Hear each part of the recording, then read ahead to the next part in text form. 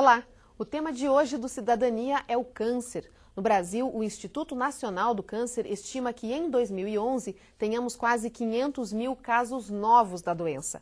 De acordo com o relatório da Organização Mundial da Saúde, o impacto global do câncer mais que dobrou em 30 anos. Para debater conosco o porquê de números tão alarmantes, convidamos o médico oncologista Vinícius Prete, do Hospital Erasto Gettner. Doutor, a gente tem a impressão, assim, acho que nem impressão, é fato mesmo, que nos últimos anos o número de pessoas com câncer aumentou muito. Todo mundo conhece alguém, tem alguém no círculo de amizade ou na família que tem câncer ou já teve câncer.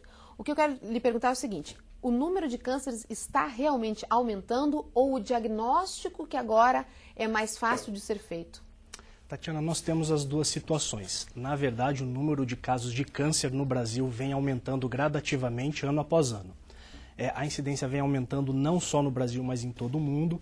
Mas, desculpa te interromper, só para complementar a pergunta, mas a população também aumentou, então ele aumentou proporcionalmente junto com a população? Aumentou junto com a proporção da população, mas alguns casos aumentaram mais em proporção. A gente teve a melhoria no diagnóstico de vários tumores, estão sendo diagnosticados mais precocemente. A oferta de saúde, de serviços de saúde para a população também tem aumentado e com isso a gente consegue diagnosticar mais tumores em fases mais iniciais. Mas mesmo assim a gente ainda tem muitos casos que são diagnosticados tardiamente, mas o número absoluto de casos de câncer vem aumentando no Brasil.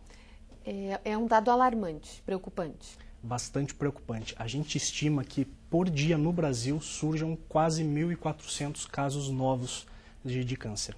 E por que está aumentando? Tatiana, a gente tem várias causas desse aumento de câncer. Uma delas são a qualidade de vida e os hábitos de vida. Uma alimentação desregulada, uma alimentação com alimentos ricos em gordura, pobres em vitaminas. Isso são fatores para causar câncer. Uma causa muito importante de câncer ainda continua sendo o cigarro. Hoje, quase 25% da população brasileira fuma. E o cigarro é a principal causa de câncer de pulmão, câncer da boca, câncer da língua. Então a gente continua aumentando os fatores de risco para desenvolver câncer. Mas hoje em dia a gente fala-se muito mais sobre a questão de uma vida saudável, exercício físico, e a gente até tem a impressão que as pessoas se cuidam mais do que antigamente. Mas isso, na verdade, não está acontecendo. Então, se fala mais, mas as pessoas estão se cuidando menos. Ou o fato da gente ter alimentos industrializados, por exemplo, também complica? Isso complica. A presença de alimentos industrializados, a presença de alimentos ricos em gorduras, muita fritura, coisas que não existiam antigamente, isso facilita o aparecimento de alguns tipos de câncer. E a população está utilizando mais gordura na alimentação, mais alimentos industrializados.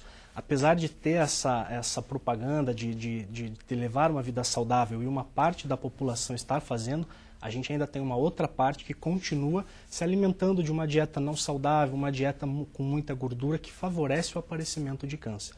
Alguns alimentos são vilões, digamos assim. Por exemplo, algumas pessoas dizem... A gente nunca sabe direito, né? Porque nas revistas e nos jornais cada hora dizem uma coisa, né? Mas algumas pessoas dizem que o aspartame, por exemplo, causa câncer. Não, a gente não tem nada provando que o aspartame causa câncer. A gente tem alguns alimentos que são alimentos defumados, podem predispor a alguns tipos de câncer, como por exemplo de estômago. Alguns alimentos contaminados, água contaminada pode predispor a algum tipo de câncer. Mas não tem um alimento assim que já se saiba comprovadamente ou então algum produto que usa na conservação dos alimentos que já se saiba que produz câncer? Algum produto específico não. Um alimento que a gente sabe que causa aumenta a incidência de câncer, principalmente de próstata, câncer de mama e câncer do intestino, é a gordura. Então a presença de gordura no alimento é um fator de risco para esses tipos de tumor. Além do cigarro e do álcool. E do álcool. O álcool também é um fator importante para vários tipos de tumor, como por exemplo o câncer de esôfago, o câncer da boca, o câncer do fígado. E a associação, quando a gente associa o paciente que fuma e bebe, isso aumenta muito mais o risco dele vir a desenvolver algum tipo de câncer. E os alimentos transgênicos? Até hoje a gente não tem nada provado que eles possam aumentar a incidência de câncer. Logo no surgimento dos alimentos transgênicos houve muito debate pelo fato de ser alimentos geneticamente modificados e a gente sabe que a causa do câncer se inicia em uma célula, muito se falou, mas a gente ainda não tem nada provando que alimento transgênico possa ser causa de câncer. Por outro lado, é provado que alguns alimentos, se consumidos com frequência, evitam ou diminuem os riscos. Sim, a gente tem alimentos que tenham bastante vitamina A e vitamina C, como frutas e verduras. Você consegue diminuir a incidência de câncer de estômago, câncer de mama, câncer do cólon, que é o intestino grosso. Então, sempre que possível, fazer uma dieta rica em vitaminas, rica em fibras, isso você protege o seu organismo contra alguns tipos de câncer. Doutor, todos os tipos de câncer são genéticos? Eles podem ser, genéticos não, são hereditários? Não, a maioria, Tatiana, dos cânceres são adquiridos, tá? Então, conforme o nosso corpo vai envelhecendo, a máquina do corpo ela não consegue mais consertar os erros que acontecem. E quando você tem fator de risco que aumenta as chances de uma célula se dividir de uma maneira errada, o câncer pode surgir.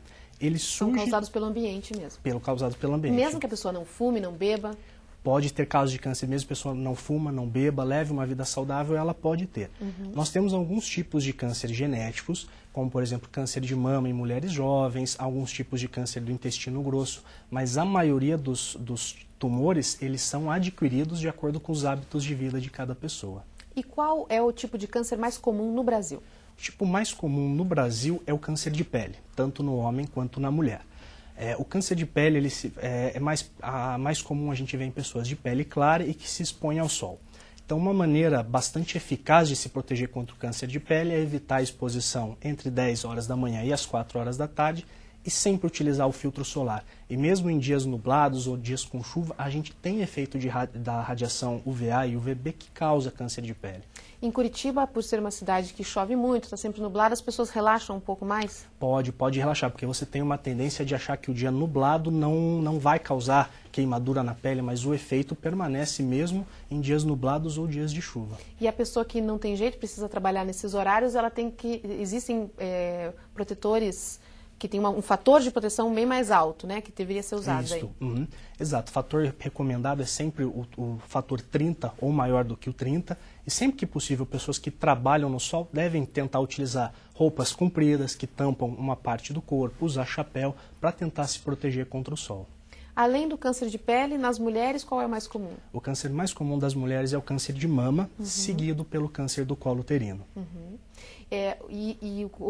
O câncer do colo uterino tem se tornado mais comum por causa do HPV? Qual que é a relação de um com o outro? É assim, quase a totalidade dos casos de câncer do colo uterino é causado pelo HPV. Tá? Então, o HPV ele entra em contato com o colo uterino.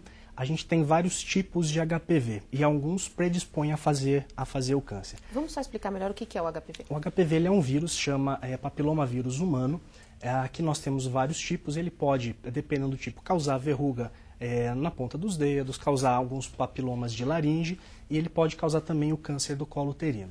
Então, o câncer do colo uterino é uma doença prevenível, porque se a mulher for fazer o exame preventivo, a gente consegue detectar se a gente tem um HPV, se ele está causando as lesões pré-cancerosas do colo uterino. Porque no colo uterino, primeiro ele forma uma lesão pré-cancerosa para daí desenvolver o câncer do colo uterino. Então, o exame de Papa Nicolau, que é o preventivo, é um exame extremamente importante que toda mulher com vida sexual ativa deve fazer a coleta. Quantas vezes? Uma vez por ano é suficiente? Uma vez por ano é suficiente e a gente acredita que quando você tem um Papa Nicolau normal, o próximo pode ser coletado dentro de 2 ou 3 anos. Alguns médicos orientam o exame de mama para detectar se tem algum nódulo a partir dos 30 anos, outros a partir dos 35. Qual é a idade ideal que a mulher já tem que se preocupar com isso? Olha, Tatiana, a respeito da idade para começar a mamografia é bastante controverso. Cada sociedade estabelece uma idade diferente. Para mulheres que não têm a história de câncer de mama na família, a partir dos 40 anos pode ser feito um exame, deve ser feito um exame clínico anualmente, o médico fazer a palpação das mamas, e a partir dos 50 anos passar a fazer uma mamografia pelo menos a cada 2 anos ou uma mamografia anual. Para as pacientes que têm algum parente que já teve câncer de mama, o ideal é que a primeira mamografia seja feita com 35 anos de idade. E daí sempre repetir? Sempre repetir. E o câncer de próstata? O câncer de próstata é o câncer mais comum do homem e ele tem aumentado bastante na população. É o jeito mais... Até porque ainda tem uma resistência dos homens em fazer o exame, né?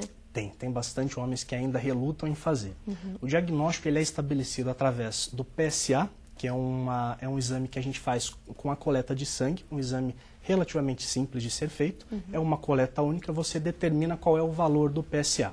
Junto com o PSA, a gente faz o toque retal, para eu saber se eu tenho um nódulo nessa próstata, se eu tenho tumor, que tamanho que está essa próstata. E a combinação do toque retal com o PSA me diz se esse paciente pode ou não ter um câncer de próstata. Esse exame tem que ser feito a partir de que idade? A gente recomenda também a partir dos 50 anos de idade fazer o screening, né, o rastreamento para o câncer de próstata. E as pessoas acabam não indo fazer, e daí o câncer de próstata, eu imagino que seja muito difícil de resolver, digamos assim, de curar.